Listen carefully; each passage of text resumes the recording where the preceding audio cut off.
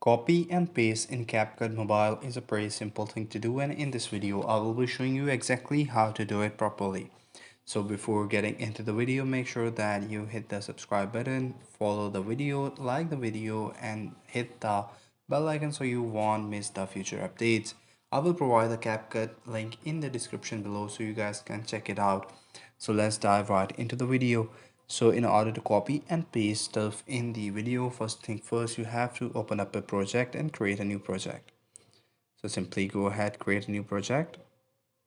So simply what you have to do is to select the videos that you want to add. So for example, I have added two different videos in this project. So what you have to do is to go ahead and select the duplicate button.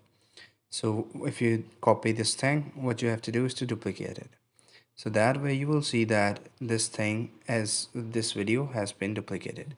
So what you have to do is to drag and drop it somewhere else. So as you guys can see that I have copy and pasted the video after this video. So that's how you can do it. I hope you found this video helpful. Take care.